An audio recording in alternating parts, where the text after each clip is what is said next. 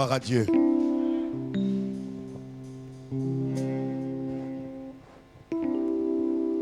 Alléluia. Nous allons prier. Nous te bénissons, notre Dieu et notre Père. Nous te disons merci de nous donner l'opportunité, l'occasion d'être en ta présence ce soir. Nous savons que tu es avec nous. Tu l'as dit, tu es avec nous jusqu'à la fin des temps. Et nous voulons te témoigner notre gratitude, notre reconnaissance. Te dire combien de fois nous sommes heureux d'être, Seigneur notre Dieu, à Christ. Merci pour ton esprit. Merci pour ton œuvre dans nos cœurs. Amène-nous à demeurer constants, et que nous ne marchions pas au gré, Seigneur notre Dieu, des circonstances, mais que nous marchions conformément à l'Esprit de Dieu. La gloire est à toi. Au nom de Jésus, nous disons Amen. Veuillez vous asseoir. Dieu nous bénisse. Et nous voulons saluer tous ceux qui nous suivent en direct. Nous croyons qu'il y a un temps pour toutes choses. Et nous savons aussi qu'avec notre Dieu, nous ferons des exploits. Amen. J'ai dit, avec Dieu, nous ferons des exploits. Parce que l'Éternel est vivant et nous sommes aussi vivants. Alléluia. Alors, notre thème ce soir, nous sommes toujours dans le thème principal, la constance. Être constant, toujours avantageux. Alléluia. Nous avons défini la constance comme la fidélité, comme la persévérance, comme un homme qui ne vacille point, un homme qui reste ferme, quelles que soient les épreuves, les difficultés. Très important. Un homme qui ne vacille point. Pourquoi? Parce que dans la marche, il aura toujours des hauts et des bas. Il aura des situations qui peuvent nous amener à changer de décision, à faire un choix qui certainement sur le champ va nous arranger, mais qui pour l'éternité ne nous arrangera pas. C'est pourquoi la constance est fondamentale. La constance est une vertu que nous devons cultiver en tant que chrétiens. Nous devons cultiver cette vertu, nous devons développer cette vertu. Ce n'est pas des choses qui viennent comme ça de façon instantanée, mais c'est des choses qui doivent être développées dans notre marche. Vous savez tous que plusieurs ont commencé la marche avec le Seigneur et à un certain moment de la marche, ils se sont arrêtés. C'est pourquoi d'ailleurs la Bible dit que c'est la fin d'une chose qui compte. La fin d'une chose vaut mieux que son commencement. Pourquoi? Parce qu'on peut commencer avec le Seigneur dans la gaieté, dans la joie. On peut commencer avec le Seigneur avec toutes sortes de paix intérieure. Nous sommes heureux d'appartenir au Seigneur. Mais à un certain moment de la marche, il arrivera qu'il va avoir certainement des épreuves, des difficultés, des moments compliqués. Et cela peut nous amener à changer de décision. Cela peut nous amener à changer de cap. Et cela ne doit pas être, ne doit pas nous caractériser. Cela ne doit pas nous habiter. Nous devons être au nombre des hommes et des femmes qui sont constants, fidèles au Seigneur. Nous avons dit le premier jour, il y a quelques semaines en arrière, que nous ne devons pas être des chrétiens thermomètres. Vous savez tous que le thermomètre, ce petit appareil-là, change selon la température des uns des autres. Vous comprenez? Mais ce n'est pas cela la marche chrétienne. On ne peut pas être froid aujourd'hui. On ne peut pas être en train de reculer aujourd'hui et demain nous avançons. Mais nous devons regarder au Seigneur. C'est pourquoi la Bible dit que nous devons avoir les yeux focalisés sur le consommateur de la foi, qui est Jésus-Christ. Pourquoi? Parce qu'autour de nous, il y aura toutes sortes de choses. Chaque jour, Chaque jour, il y aura beaucoup de choses. Mais si nous avons nos yeux focalisés sur le Seigneur, c'est sûr que nous allons marcher par la puissance du Saint-Esprit, pas par notre force, pas par notre capacité, mais par la puissance du Saint-Esprit. Vous savez, un homme comme Pierre, vous connaissez son histoire. Pierre était sincère, Pierre avait fait une expérience authentique avec le Seigneur. Il s'est converti, il s'est détourné de sa mauvaise voie, il s'est tourné par la foi à Christ. Mais à un certain moment, vous voyez ce qui s'est passé. Vous savez, la constance, c'est une valeur certaine. C'est quelque chose de fondamental qui peut nous amener et qui va nous amener jusqu'à la fin de la marche et du combat. Quand l'apôtre Paul dit « combat le bon combat », combat le bon combat de la foi, et que lui, Paul, il a combattu le bon combat, il a achevé la course et qu'il a gardé la foi, ça aussi, c'est ça la constance. Parce que dans un combat, on peut reculer. Des situations peuvent nous amener. Le manque d'exaucement à une prière peut nous amener à reculer, à ne pas être constant, à ne pas être ferme, à ne pas être persévérant. On peut être en train de demander quelque chose au Seigneur et nous ne voyons pas la réalisation de cette chose. Cela peut nous décourager. Cela peut nous amener à nous refroidir dans le Seigneur. C'est pourquoi le Seigneur nous interpelle que nous ne devons pas être inconstants, mais nous devons avoir les yeux sur le Seigneur, nous devons avoir la pensée sur le Seigneur et dire que s'il ne nous a pas exaucés aujourd'hui, il sait pourquoi il ne l'a pas fait. Pourquoi? Parce qu'en vérité, tout ce que Dieu fait, la Bible dit que tout ce que Dieu fait est bon. Mais c'est vrai, en tant qu'être humain, il nous est difficile d'accepter le verdict de Dieu sur notre vie. C'est Dieu qui bénit, c'est Dieu qui élève, c'est Dieu qui abaisse, c'est Dieu qui établit. C'est pourquoi, vous voyez, pour le chrétien, il doit être attentif, il doit écouter la voix du Seigneur et non pas la voix des hommes. Parce que la voix du Seigneur n'est pas la voix des hommes.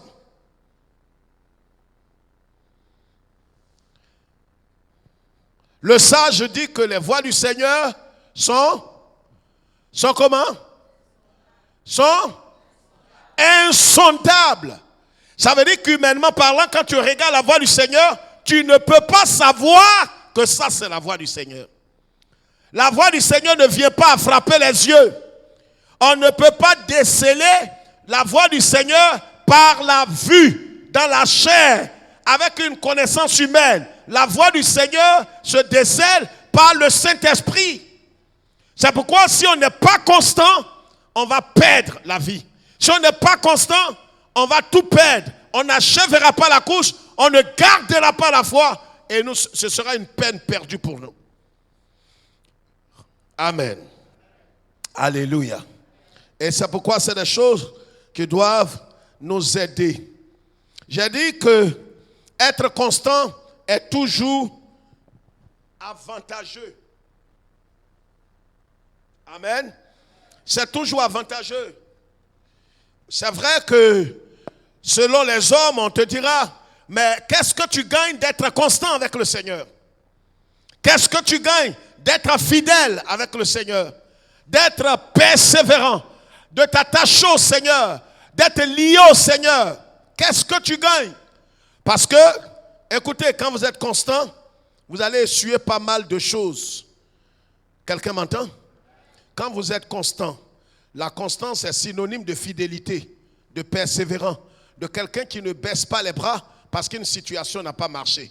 C'est ça le constant. Et le constant, il peut être insulté par des hommes. Le constant, il peut être quoi? Critiqué. Il peut être quoi? On peut se moquer de lui. Parce que les gens disent, tu vas rester fidèle à Dieu avec l'échec, avec tout ce que tu as vécu. Dieu ne t'a pas exaucé.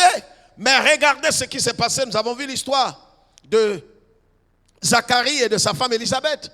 Un couple qui craignait Dieu, qui aimait le Seigneur et qui n'avait pas d'enfants. Donc il y a des faits palpables dans la parole de Dieu. Nous ne sommes pas les seuls à être constants. Mais tous ceux qui ont été constants ont été honorés, ont été couronnés. Tous ceux qui ont été constants dans la marche chrétienne, des hommes comme Moïse, Josué, Caleb, c'est des hommes qui ont été constants. Ils n'ont pas varié, ils n'ont pas changé de cap. Quelles que soient les épreuves devant eux, ils sont restés fermes, constants et persévérants. Amen. Amen. Voyons quelques points comme avantage de celui qui est constant. Premièrement, il est comblé de bénédictions qui n'est suivi d'aucun malheur. Je ne sais pas si quelqu'un m'entend ce soir. Je dis, celui qui a été constant toute sa vie, quand Dieu le visite et qu'il veut le bénir, il le bénit des bénédictions qui ne sont pas suivies de chagrin et de malheur. Proverbe chapitre 28, verset 20. Quelqu'un peut faire la lecture pour moi, rapidement, s'il vous plaît, pour qu'on gagne du temps. S'il vous plaît. On n'a seulement que 20 minutes. Lisons la parole du Seigneur. Un homme fidèle est comblé de bénédictions, comblé. Il est rempli. Et qui le remplit? C'est l'Éternel Dieu. Que Dieu te bénisse, frère. J'ai dit, il est comblé de bénédictions. On ne va pas répondre pour toi. Et ce n'est pas pour toi qu'on répond. Reprends.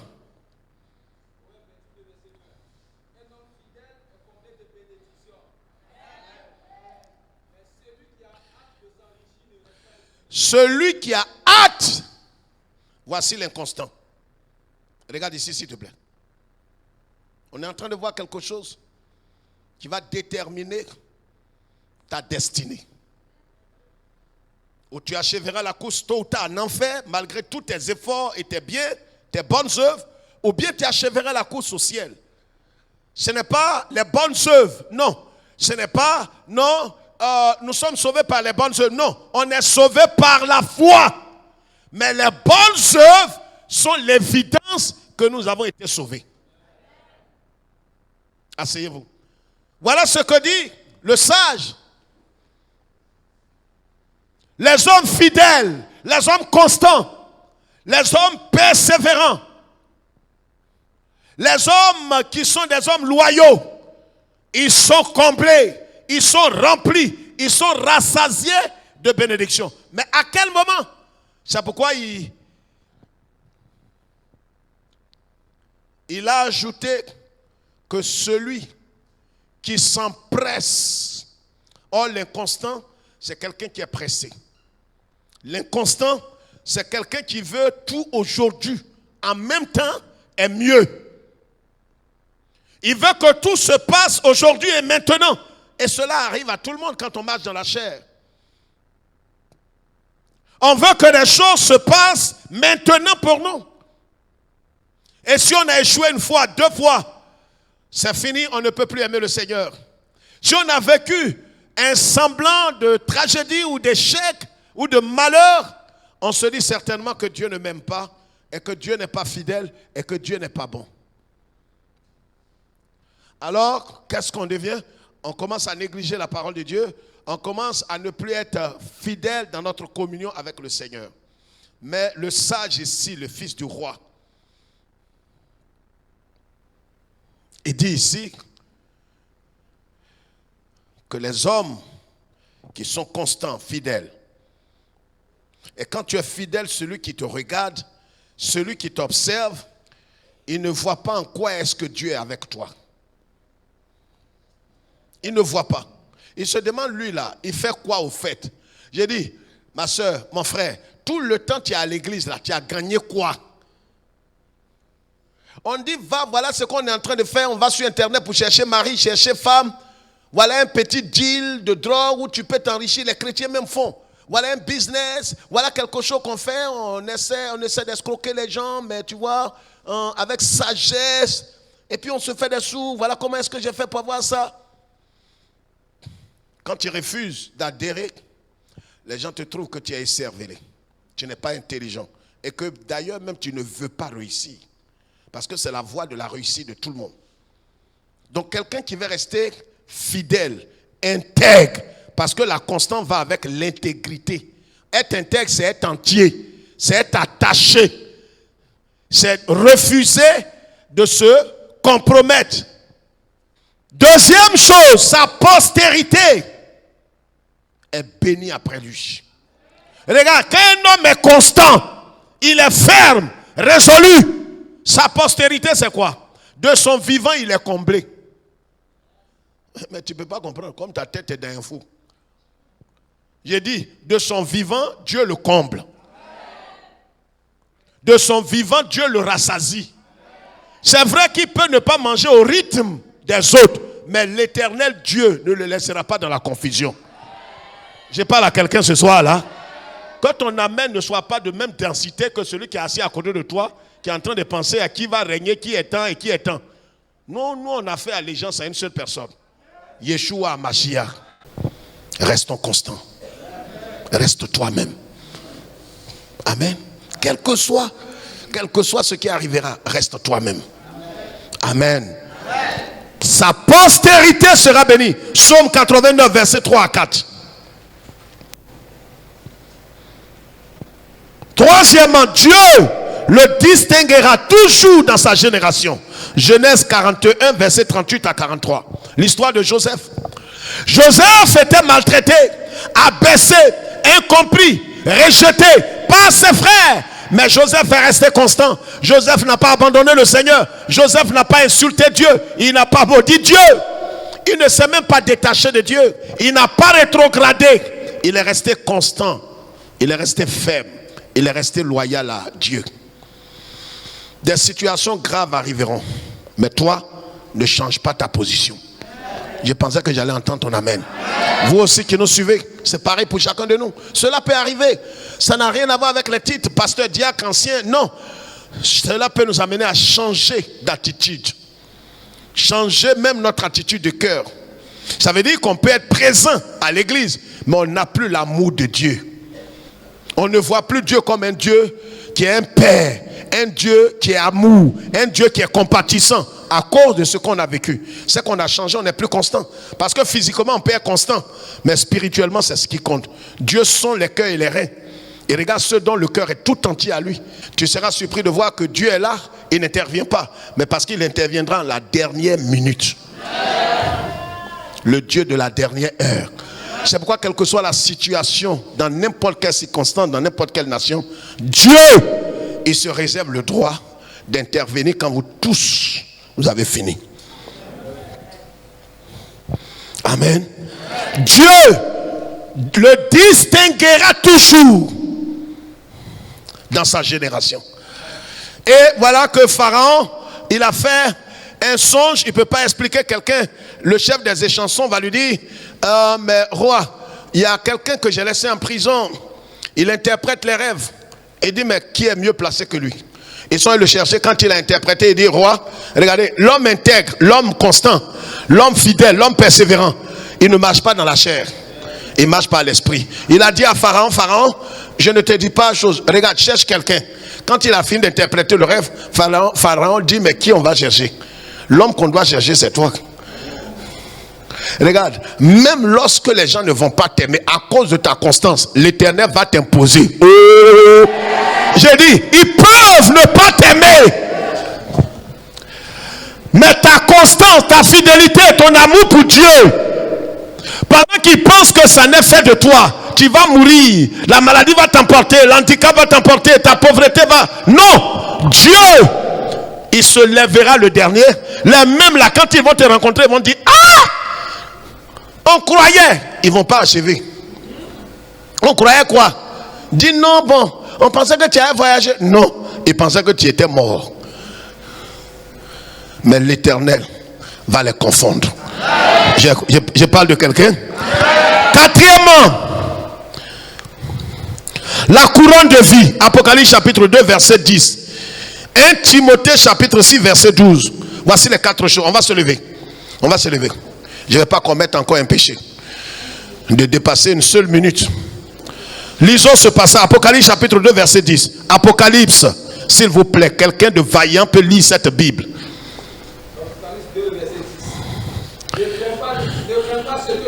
Voilà ce que Dieu dit.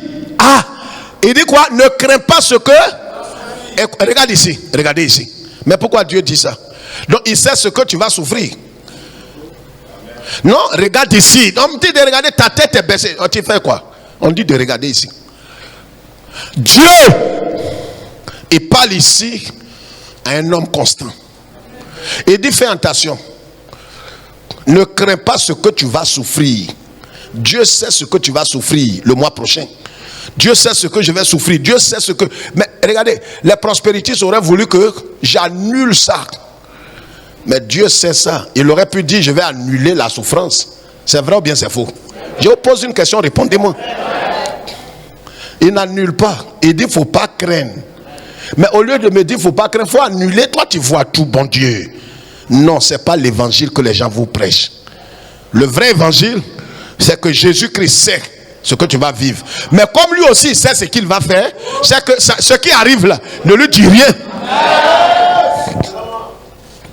Lazare, avant que Jésus-Christ n'arrive à Béthanie, le père l'a appelé pour dire mon fils, tu as un ami qui va mourir, il s'appelle Lazare. Il va faire 4 jours. Tu vas le ressusciter. Ça va amener les gens à croire en toi. Et voilà, parce que la Bible dit que ce qu'il voit faire le Père, c'est ça lui fait. Et il reçoit ses ordres d'avance. Il avait toute l'information. Donc quand on lui a dit que Lazare est malade, il a dit non, restons encore. Parce que ce que le Père lui a dit, c'est que Lazare, il va mourir. Il va faire 4 jours, il va sentir, asticot va sortir. C'est pourquoi les voix du Seigneur restent calmes. Les gens s'agitent. C'est fini pour toi. C'est fini. Ça, c'est ce qu'ils ont dit. Dieu dit quoi? Toi, reste constant. Calme. Le 4e jour, c'est là qu'il arrive à Béthanie. Quand tout est mélangé, gâté, pourri, ligoté, on l'a enterré. C'est là il vient et dit où l'avez placé? Les gens disent tu es fou, tu es fou. Quelqu'un était dans le coma, tu n'es pas venu. Il est mort, tu n'es pas venu. On l'a enterré à l'enterrement, tu dois venir, tu n'es pas venu. Lever des corps, tu n'es pas venu. Il est mort, on a fait quoi? Dernière prière qu'on fait à la fin. On a fait lever de deuil. Tu cherches quoi? Il dit non, c'est maintenant que j'arrive. Montrez-moi là où vous l'avez couché. Ils sont arrivés et disent où il est. On dit là où il y a grotte là. Et mais il y a grotte là. Qui a mis grotte là? Je ne vous ai pas dit que je viens. On dit comme tu n'es pas venu. Il dit mais je peux venir tard mais je ne serai pas en retard. Enlevez votre caillou, votre pierre que vous avez mis là. Pierre d'incrédulité là. Allez enlever ça. C'est comme ça qu'il va crier. Il va dire à Lazare de sortir. Il a appelé Lazare par son nom. Et j'ai dit pourquoi il a appelé par son nom. Pour ne pas que tous ceux qui sont morts ils puissent sortir. Parce que dans le même cimetière là, on a enterré beaucoup le même jour. S'il dit mort viens et tous vont sortir, tu ne peux pas dire à quelqu'un qui est debout retourne. C'est pourquoi il dit Lazare. Il les voit et tout. Lui il est là comme ça mais il voit tous les morts. Il dit Lazare, faut sortir. Les morts là auraient voulu qu'il dise mort tout court. Oh Yeshua, il est venu ressusciter Lazare. Je veux dire à quelqu'un, ta situation n'échappe pas à Dieu. Il va t'appeler par ton nom. Tes cheveux sont comptés. Reste calme, ne t'agite pas. Il te donnera la couronne de vie. La couronne de vie. La couronne. Qu'est-ce qu'il dit? Ne crains pas ce que tu vas souffrir. Voici, le diable jetera quelques-uns de vous en prison. Diable! Mais toi, Jésus qui parle, diable, tu le mourrais, non? Tu l'as vaincu, non? Pourquoi tu le laisses faire? On appelle ça la souveraineté de Dieu. Voilà l'évangile de Jésus-Christ. Ça là, tu ne peux pas comprendre. Il dit le diable, ah Seigneur, toi aussi, c'est pas lourd dans ta bouche quand tu dis diable. Il faut le terrasser, découper, vaincu, broyer. Non, il ne va pas le broyer. Il va le laisser faire quelque chose pour que lui, Jésus, son nom soit glorifié. Et puis quoi? Après que vous soyez trouvés, vous aurez une tribulation de 10 jours. Une tribulation de 10 jours. Et puis après quoi? Sois fidèle jusqu'à la mort. Et je te donnerai la couronne de vie. La mort, sois fidèle jusqu'à la mort. Ça veut dire reste constant. Il ne faut pas rétrograder. Constant. Et la couronne de vie, c'est la dernière couronne. Amen.